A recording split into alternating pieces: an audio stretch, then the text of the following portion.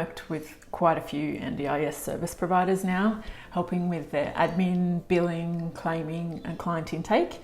We've seen a lot of different ways to do service agreements with varying levels of success. So today I'm going to talk about 4 different ways you can set up your service agreement and give you the pros and cons of each one. Because for every participant and every new plan, you need a new service agreement, right? And if your business is growing, you're going to be doing a lot of them. So you want it to be as streamlined as possible. I'm looking at this based on the efficiency for your business before and after getting it signed, and the ease of use for your participants, which in turn affects the time it takes for you to get it back. So the 4 different ways I'm going to talk about are paper, PDF, online forms, and digital signing apps. So the first one is paper. While I often talk about digital being better, sometimes we need to cater for different abilities, especially working in the NDIS. So if you're seeing participants in person at your clinic or you go to them at their location, you can give them a paper version, talk it through with them, get them to sign it on the spot, and you've got it done.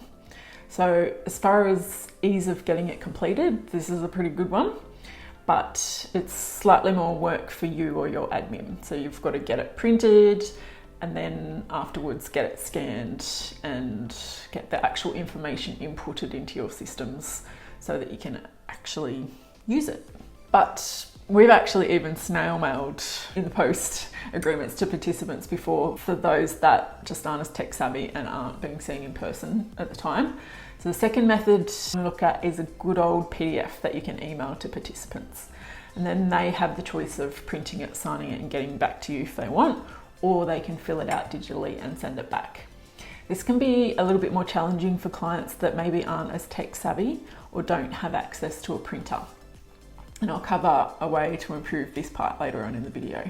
But it's sort of middle of the road for ease of use for your admin, because generally you've got to generate that PDF, but it will be easy to store when you get it back.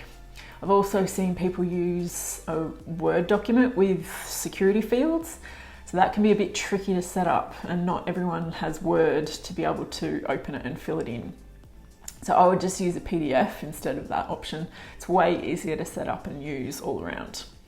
So option number 3 is online forms, and there are a few different ways you can set these up.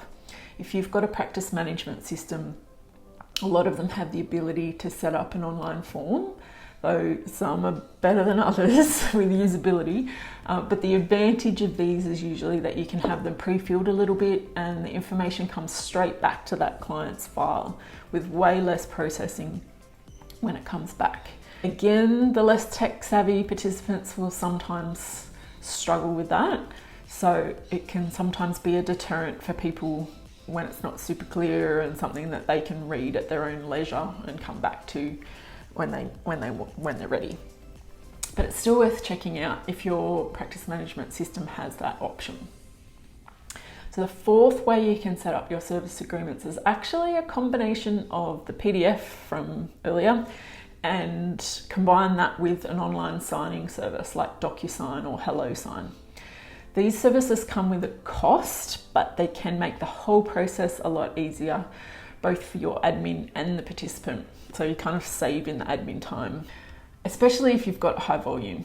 You can often set up templates within these apps so that each person who needs to sign, staff and the participant, can sign their sections just following the steps. Nothing gets missed and it can be completed on any device. Sometimes even you can send a link to the form by an SMS if email's a challenge. So it's great for less tech savvy clients and great for ease of use for your admin if you get some good templates set up.